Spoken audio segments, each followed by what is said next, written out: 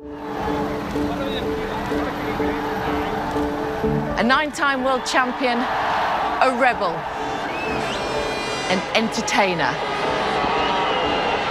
a game changer. As iconic as Messi, as charismatic as James Hunt, and as successful as Tiger Woods. After 26 years, the biggest name in the sport has retired, and we weren't going to let him go without saying goodbye. Rossi has the advantage. Rossi goes through. And Rossi's invented something in the final corner. Valentino Rossi wins. Valentino Rossi wins. Valentino Rossi. Valentino Rossi.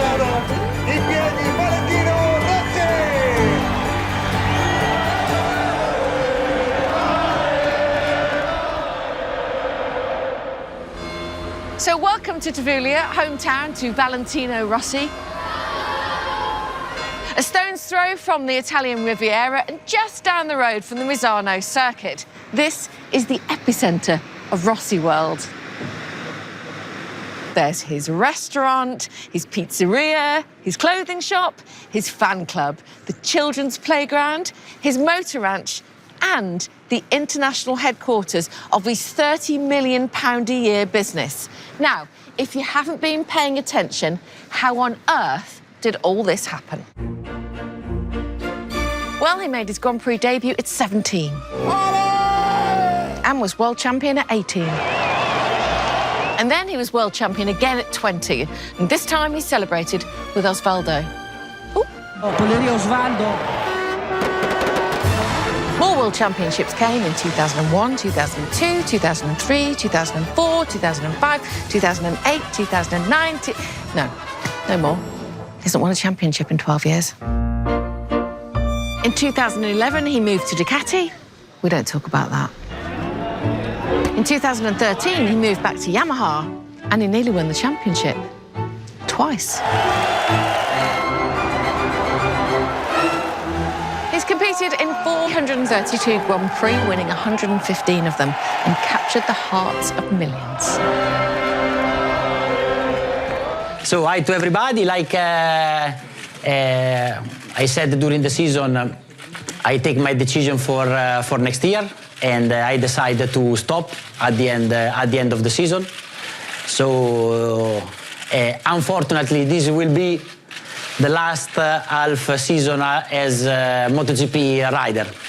When Valentino announced his retirement earlier this year, we got the chance to sit down with him at the British Grand Prix at Silverstone. Now, normally, these things last for about 5 minutes before the riders are whisked off. However, Valet was clearly in the mood for a chat and hung out with us for a good while. So now, for the first time, we can bring you the full chat. It's quite good.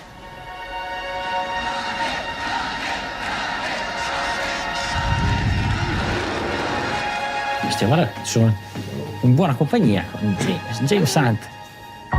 Hello. Ciao. Ciao. Hello. Welcome. Ciao. How are you? Okay? Yeah, good, thank you. Thanks. Do you want to drink or anything? Are you... Some water, if you have. Some water, yeah, OK. Let me do that. So this is the British Racing Drivers Club. Ah, okay. Yeah. I am an honorary member. You also. are an honorary member? Yeah. Bello. I want to come to see the race here. You can next year. Okay. Congratulations on the news about becoming a father. Thanks a lot. How exciting. Very much. And also congratulations on your 26-year career. Top flight racing, it's unprecedented. My thought is, how on earth have you managed to do 26 years? Let's break it down a little bit. First of all, physically, because you're tall. So have you been on a diet for 26 years? At the beginning, not a lot, when I was young. In the last 10 years, yes. Difficult. But it's very important to have the academy guys, because if you are together, you have a lot more fun. Because if you have to train alone, is not easy. And what about mentally? You know, over 26 years, how have you managed to turn up for work every year? I have a normal life. I have normal friends, and I give the maximum for my sport, but I have also the rest.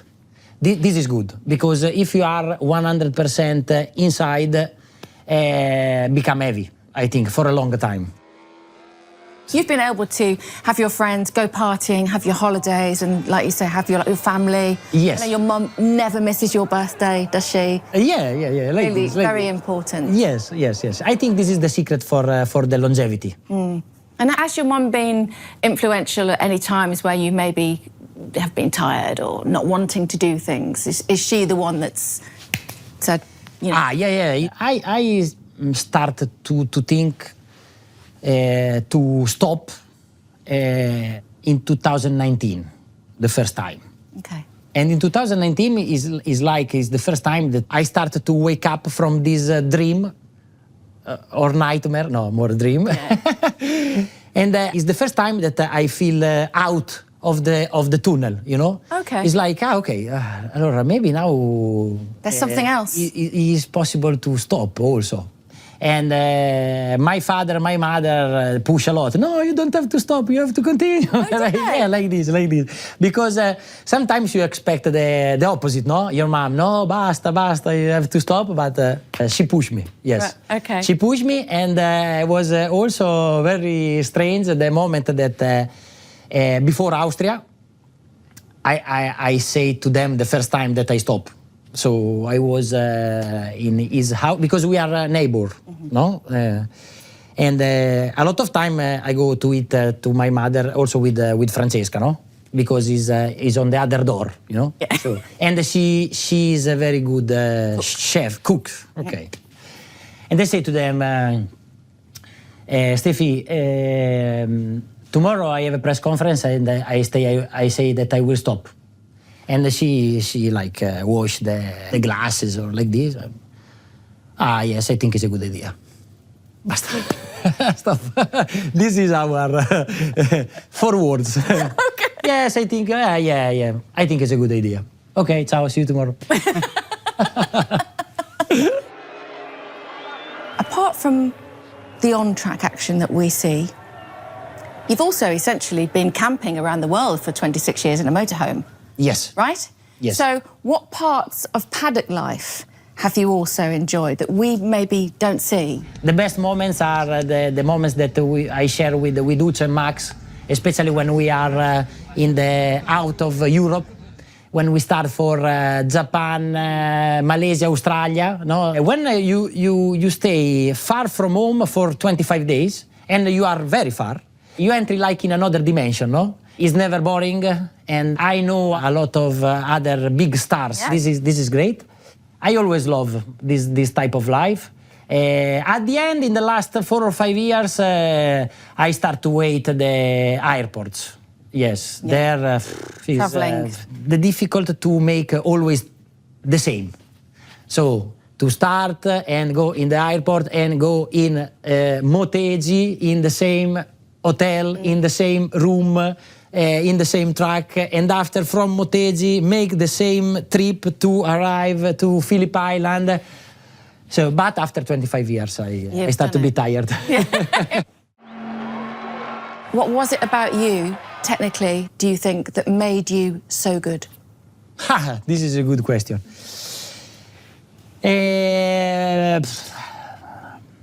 I think that, allora, first of all, I am a left-hander, but a very particular left-hander, because I am like, in Italiano si dice ambidestro. Ambidextrous? I can do also with the right. Okay. Okay, so a lot of riders are very good on the left, and maybe they have some more problem on the right, because on the right is more difficult because you have the throttle. My strong point is that I am stronger on the right than on the left.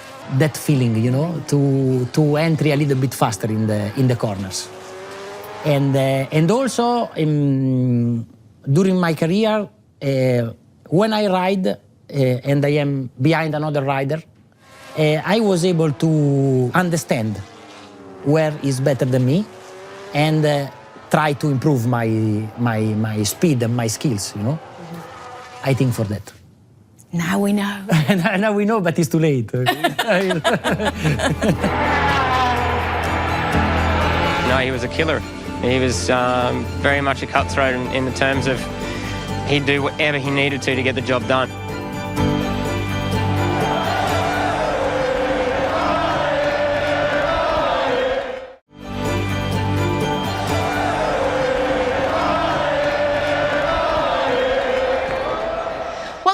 to our trip down memory lane and the incredible 26-year career of Valentino Rossi. We are in Tavuglia, his hometown, where he used to tear around these streets in vehicles like this Ape. Ai campioni di Tavuglia siamo sul poleman, il favorito d'obbligo, l'uomo del momento, Stefano Pirro. For all the success that followed, it wasn't all glitter and hearts. So when I caught up with him at Silverstone, I wanted to ask him about those times that didn't quite go according to plan. Buzz. I mean, he knew. He's a Rossi cat. Look at his little collar. If I could drop you into any race you've done ever, and you can relive the race, you can change the result if you want to, what race would it be? A lot. For me, Valencia 2006, when I crashed and I lose the championship with Niki. Now the pressure's on Niki. He's all plugged in there, getting fired up for the 30-lapper. The final showdown, ladies and gentlemen, is about to start.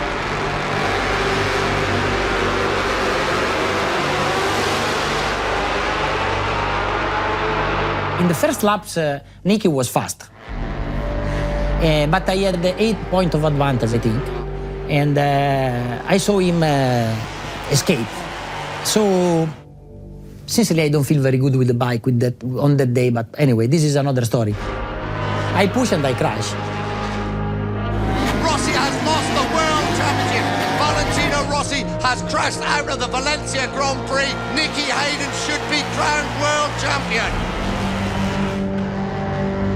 But at the end, Niki finished third because have the two Ducati with the Bridgestone with Bayliss yeah. and Capirossi that are too fast.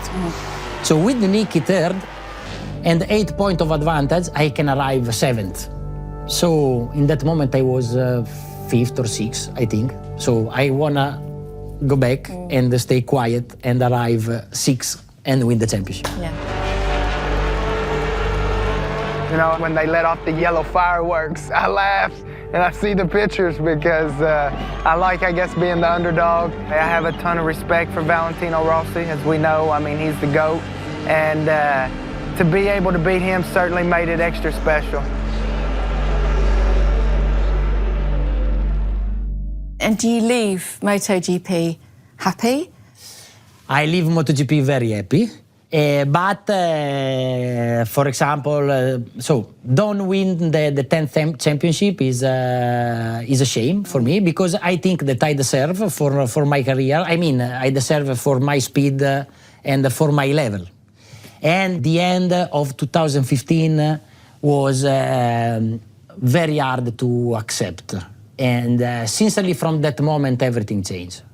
Because I did a bad experience with the Ducati, no? And I didn't win, it was difficult.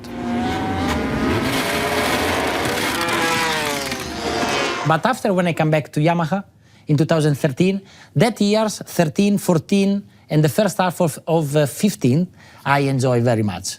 For me, it was like a gift because I don't know if I can continue my career after Ducati. No, I don't know if I can come back to Yamaha. So I live like a gift. I enjoy very much in the track and also out of the track was a very good moment. The end of 2015 was difficult because I think that can be one of the best battles in my career and also of MotoGP history because all the year with Lorenzo, I did like 330 points, so incredible number. And at the end, finish like this with another rider that decide your result was very, very bad. I have 2 or 3 weeks tough, yes. If it's no problem, for me, no problem to shake hands. I mean, but apart from that, was beautiful. Great. Yes, yes. Beautiful career, unprecedented career. And the feeling that I had after some victories, what I feel in the next days is a feeling that is unforgettable. You know, it's unique. At the end, you race for that. Yeah. Yeah. And just very quickly moving forward, how serious are you in the future about GT racing? Is it for fun or is it serious? I don't want to stop racing. I think it's the right moment to stop with motorcycle, but I can do a good career also with the cars. Because in all these years, I always try to improve my skills with the cars. I always make tests, some races and everything. I make some simulator at the Mercedes. Yeah? Yeah. How was it? I enjoyed. Yeah. It was very good. And I think that for sure is not at the same level than MotoGP. But I can do some good races. I want to make something quite serious, dai. Okay, we look forward to it. It's so cool to just see the legend ahead of me. So cool. Thank you so much, man. I really appreciate it. It was such an honor to be out there with you. Thank you for being our favourite Sunday man. Grazie, grazie. It was a great pleasure anyway. Ciao ragazzi. The rider, in his own words, honest as always, but as open as I've ever known him. Leaving the sport happy, but with that niggle that he should have taken that 10th world title. If only it hadn't been for that rider who shall not be named, Marc Marquez. More of him a bit later, but for now, let's get the thoughts and reflections from the paddock insiders who know the Italian better than anyone else.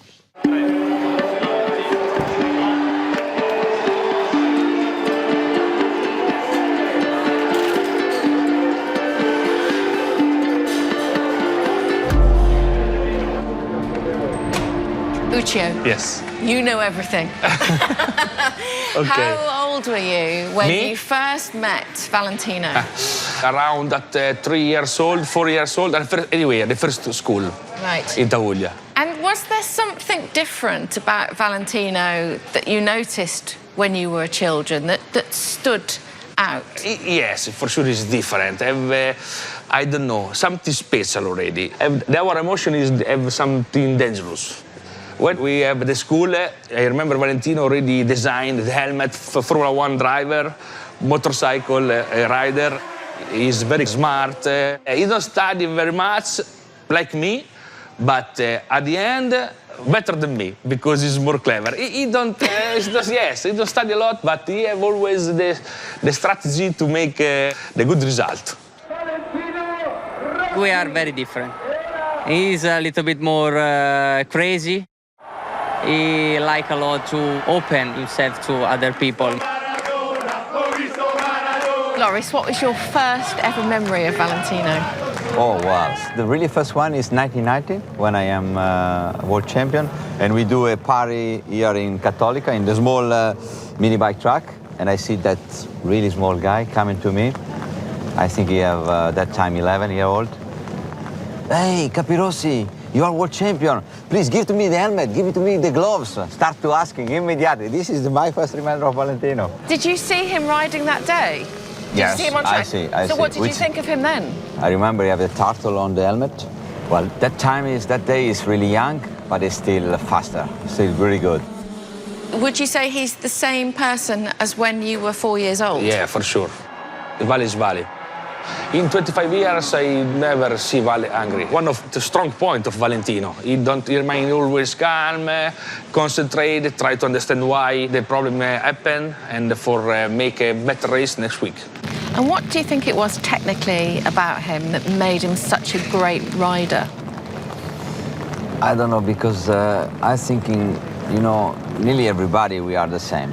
But the big difference is here, the brain. I am much more aggressive compared to him, you know. I win or crash. I don't care about the rest. Win or crash.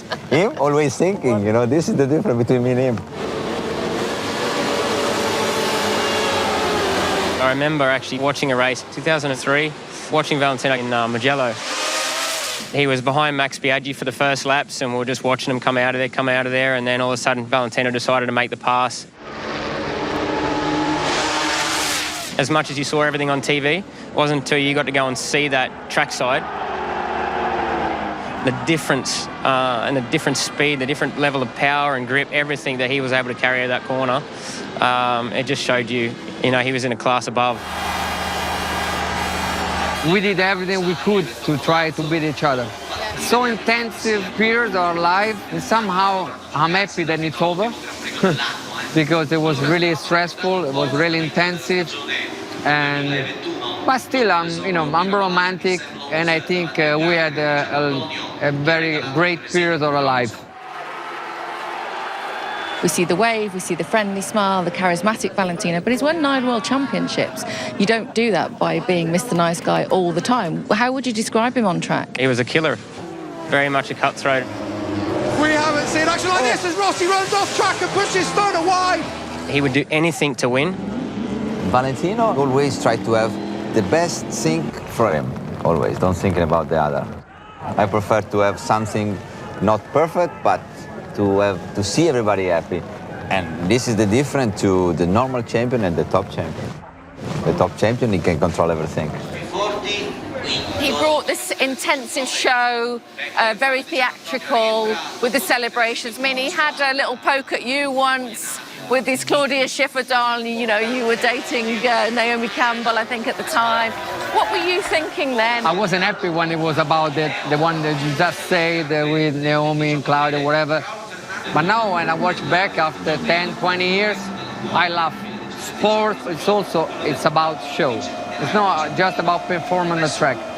That was a big plus point for Rossi. How would you describe your relationship with Valentino back then? Prickly.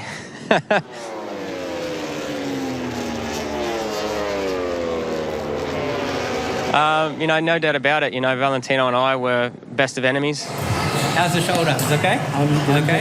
You have some problem with the shoulder? Obviously, your ambition outweighed the talent. Ambition was more than the talent. No problem. I've always had massive amounts of respect. Even when I won the championship in 07, I had his name on my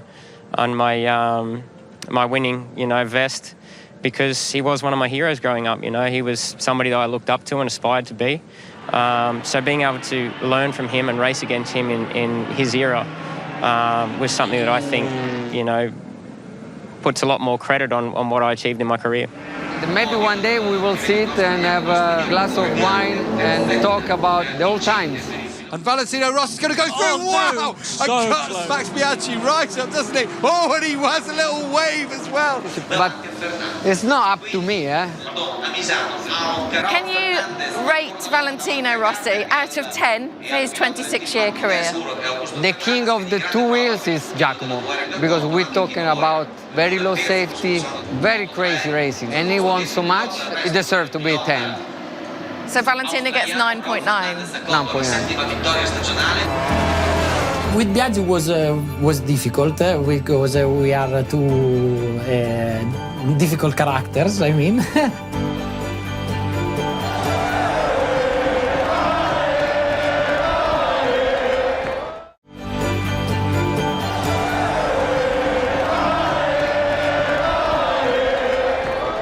There's no better way to define a rider than looking at the people he's beaten.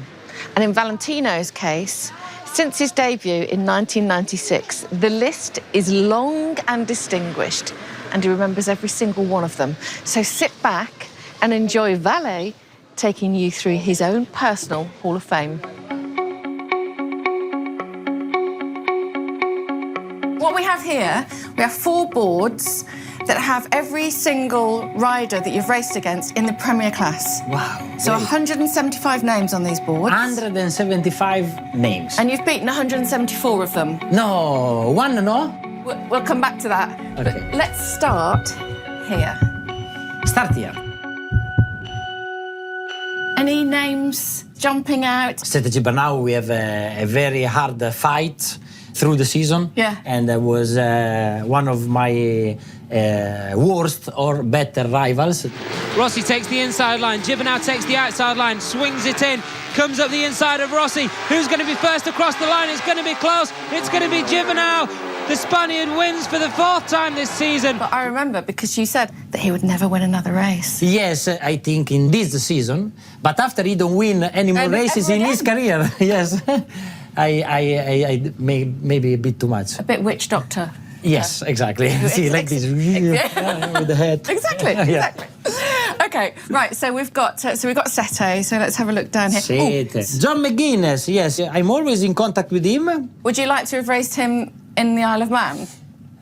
I did a lap in the Isle of Man, and I understand the love for the track because it's unbelievable. It's great. It's very similar to the panoramic street in close to Tavuglia, where we learn to race. Okay. It's very close, but I don't want to race against him at the TT. He's too fast. Yeah, it's too good there, right? I have also Capirossi. And Capi. He's a great rival for me from the beginning, and he was also one of my heroes because he became a world champion in '90. Loris. In the rookie season, he won the championship. Also, another one that I want to say is Alex Barros. Also, a great battle with Alex. He was very fast. Yeah. He's one of the riders that I learned from him to brake and to enter in the corner because he was very fast. And also, he's a very good guy. Poi what else? Biaggi. Biaggi is one of my greatest rivals. I think that we did the best battles with Biaggi. Yes, especially 2001. Yeah. With the 500. Yeah. That year was very strong. And you know when you're in that rivalry like that, and you have to hate each other, I suppose, certainly on track. Now, how do you feel about Max? With Biaggi was difficult because we are two difficult characters. I mean, but now, so sincerely, when I see the races and when I see him, is a pleasure. I mean, no, because when you battle so hard and you stay in the track together, after you have a kind of respect, no, that is quite special that you don't have with another guy. Yeah. So it's good. So on here, have a look on here. Is anyone that Allora, Colin Edwards, my friend, is my teammate for a long time. Yeah. We also have a very good relationship. He's very funny, also outside of the track, and I always enjoy with Colin, you know. And after we have Nicky Hayden, that is a great shame because he was a very good guy. Yeah, great big loss. Yeah, big loss. A hard person to get over, isn't it? Big loss because when you stay with him, we always enjoy his positive, you know. Absolutely. Yeah. And then we've got some guy called Neil Hodgson. Neil Hodgson. Never came to much, did he, Neil, really? For example, also Gobert. Anthony Gobert. Ah, Gobert. Hey, but for a party. The Go Show, yeah. I did a party with Gobert. I bet you did. In Rio. Yeah. Difficult. Oh. difficult, yeah. But ballet. Very difficult, but funny. Yeah, funny. Not you need to difficult to stay on the slipstream. But was a good guy. We'll move on from the party scenario. Okay, va bene. This is one of my favourite boards. Here we are more in the modern era. We are in the modern era. Yes. Okay. So we've got Danny, and we've got Casey Stoner there. One of the most talented and difficult riders to beat. Because for me, about the pure talent is unbeatable. So he did some incredible things, like I remember Phillip Island. Warm up in the morning, but like 8 degrees. So already Phillip Island is brave, already when it's hot. But with 8 degrees, is really dangerous. And I remember that he was 1.5 seconds faster than anybody. In which way he do like this? No, it's unbelievable. I think that the battle with the Stoner in 2008 was one of the best. And also Lorenzo. We shared the team for a long time. I don't deserve a teammate like Lorenzo in Yamaha after what I do for Yamaha. I need one a little bit more slow. Yeah.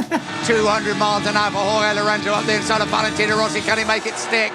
He has made it stick as Rossi. Oh, wow! We start to fight hard, and after I go to the Ducati. But after I come back, so we stay together for maybe 6-7 years, like a long love story.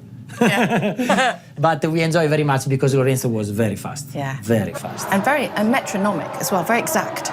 But for me, what impressed me more than his riding style is his mental focus. When he jumps on the bike, he's able to don't think to nothing around, just go. So this was quite impressive. Yeah. Yes. Okay. Allora, moving along. Poi c'è Marco, c'è Sitch. Yeah. Very, very bad.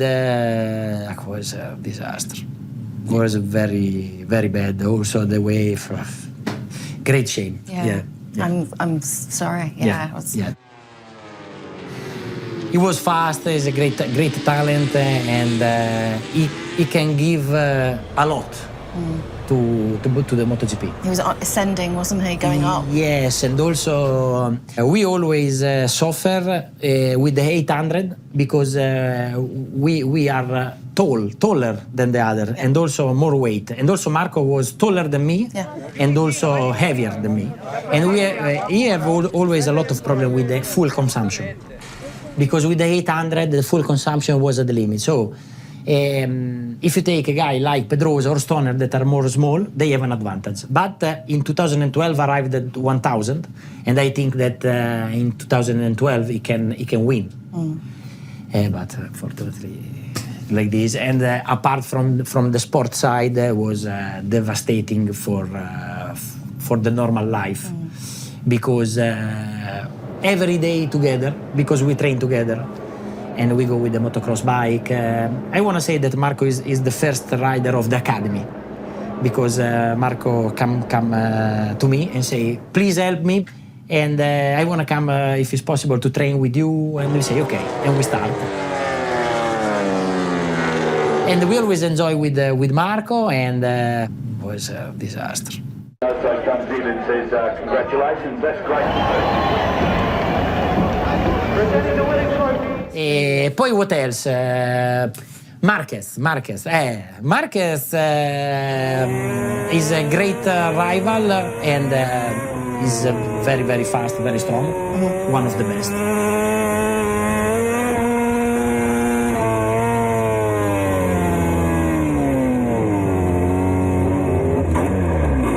But with Marquez, I don't feel very well. Okay. Difficult to battle.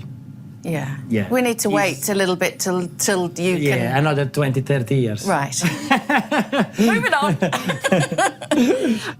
So on this one, in essence, actually, Valentino, your legacy on here, we've got Franco, we've got Pecco, we've got your brother down here. These are riders who you have heavily influenced.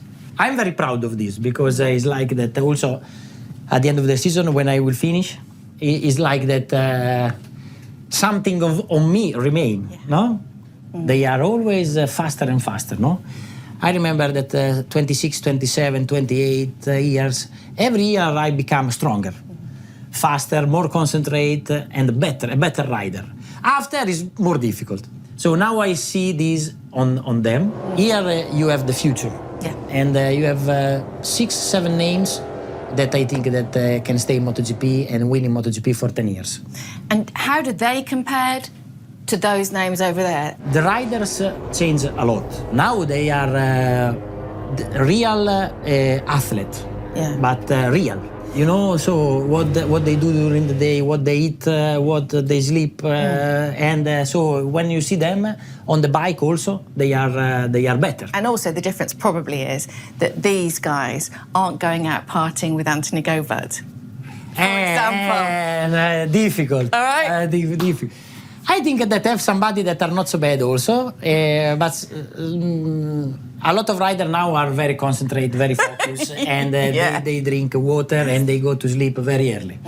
So not with Gobert. No. No. No, actually, with Rossi. No, vabbè, ma You've had your I am a fair little share. bit in the middle. Dai. No Rossi, no party. All right, there's one rider here that you haven't beaten. No, but never? No. No. Yeah, Yes. but it's on this board. I'll give you a clue, because I know for time we're unfortunately short of time, but it's on this board. It's on this board? Yeah. So you mean that I never beat in a race? Ah, okay, yeah, it's possible. Yeah, I mean... Yeah, because this year I arrive always behind, so... Allora, aspetta. Aspetta, quanto tempo... Datemi un attimo di tempo. Martin? No. No, l'ho già l'ho fregato. Martin, come on. Alex Marquez, Salvatore. Quartararo? But Quartararo in the past, yes. Yeah, of course you have. Yeah. I don't know. Yes, you do. Look towards the end. Not at the end, but near the end. Replacement. Gerloff? vabbè. Ha fatto one race. Oh, I'm more relaxed. Okay. Yeah. But I was in front in Assen after I crashed.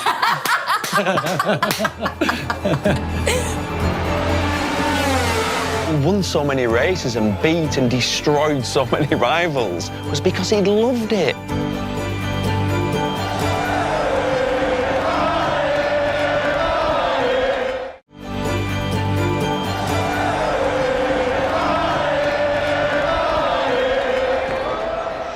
The end of an era. It's the weekend we say goodbye to the greatest of all time. Some of the most memorable motorcycles in Valentino's career unveiled at this very, very special ceremony. Let's have a listen to what he says. Oh. Guarda piccola. Rossi is the 125cc World Champion for 1997. Vedi, questa era quella speciale per il Mugello. Rossi wins his second World Championship. Bello. Allora, vediamo questa è il mostro. Sì. Bella.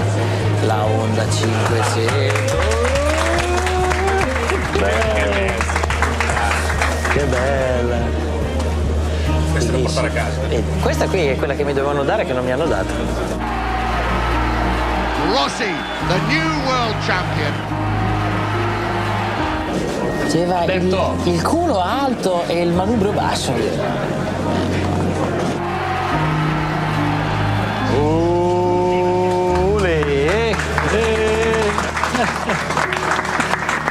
Vado? Vai. Facciamo questa? Aspetta, si usava ancora la frizione. Valentino Rossi will take victory and the world title here.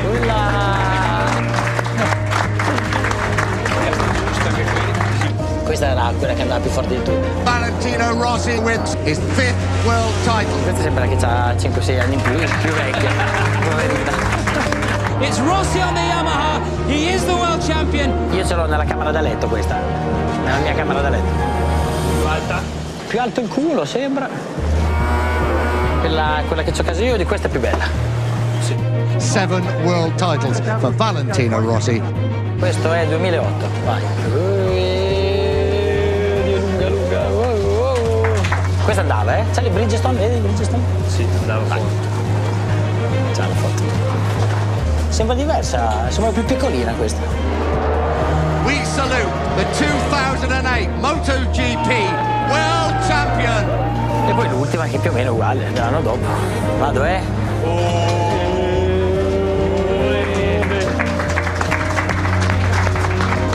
Valentino Rossi becomes the world champion 2009.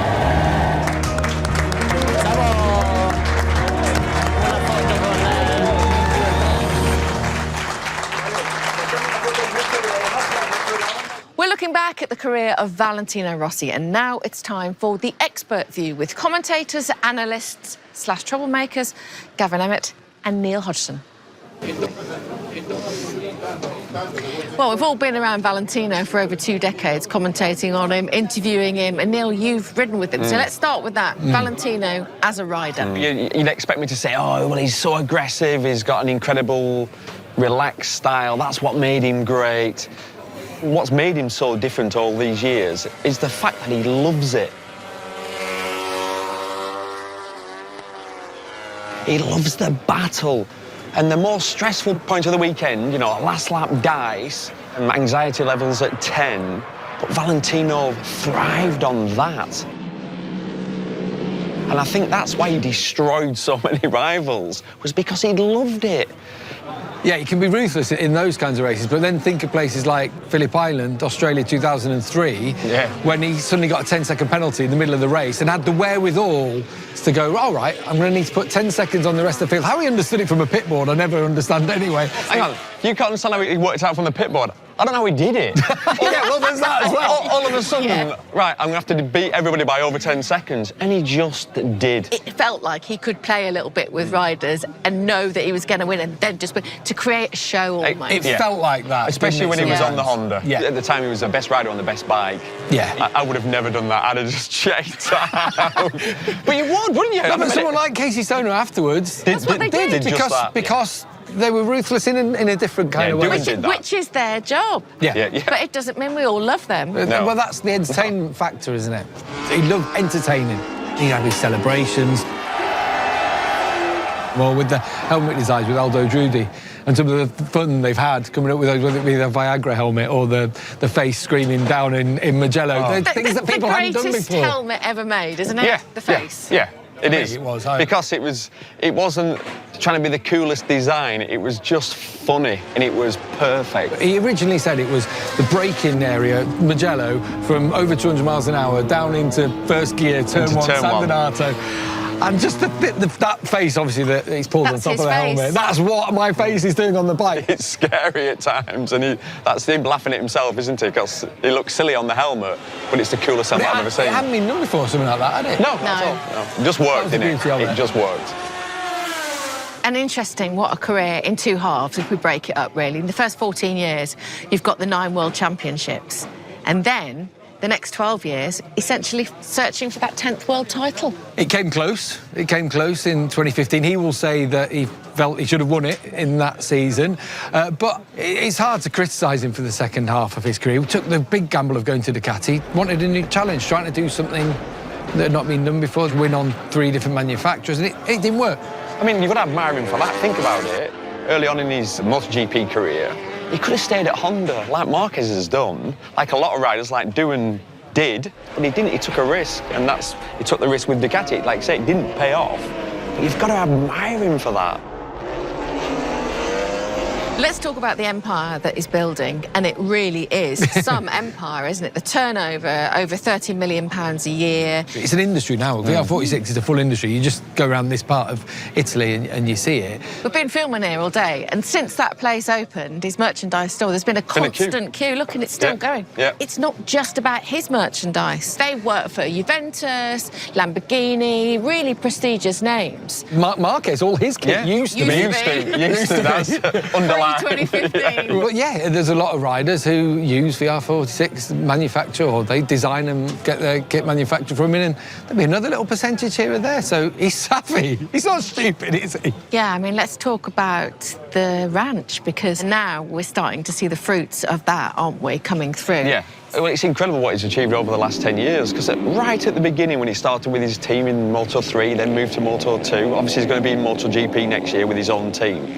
But it was hard to see... Well, you knew the long game, didn't you? It was always going to be a long game, but I tell you what, it's all happened a little bit quicker than I thought. You look at Pecco Bagnaia this year, second in the championship, and you'd have to say will be one of the favourites for next year. And Morbidelli for the future as well. Obviously had the injury this year, but... I mean, the way Morbidelli talks about the ranch and what they do with the ranch, it's almost... He's going back to the Renaissance of you know how he talks, of Florence, but it's not just about riding motorbikes there. They're learning about art and history, and Aldo Drudi's there taking them to galleries and talking about paintings. And he's taken over where the Italian Federation failed to try to bring Italian riders through. There hasn't been an Italian champion since Valentino. No. Last one, in the Premier class anyway. Which we know is some time ago now. Which is a long time for Italy. In essence, we could see his legacy match his greatness that he's achieved in his career, couldn't we, in the future? 100%. What he's done is he's built the foundations, but they are rock solid. And from now on, it's just going to grow, isn't it? And we will have MotoGP World Champions. This is just the beginning.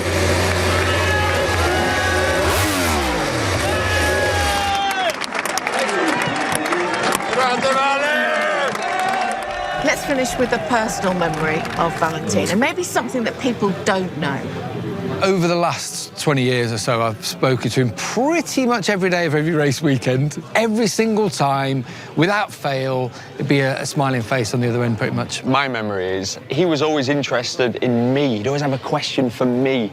That's weird in itself. No, isn't what it? I mean by that was, so even when I was doing superbikes, and then you come into the paddock, none of the MotoGP riders wanted to speak to you, but Rossi's straight over. What's the difference with the bike? You know, like the first time I rode the MotoGP bike, or when I started with BT Sport, he's so excited to see me. Neil, how's your shoulder? What happened? You crashed the motocross bike in America, right? So he's aware of what's going on around in other championships, and then he's like, what? Every time I see him, what's the TV like? You still enjoying the TV? Why I'm saying this is, other riders, current riders, they don't ask you any questions because they're self-absorbed.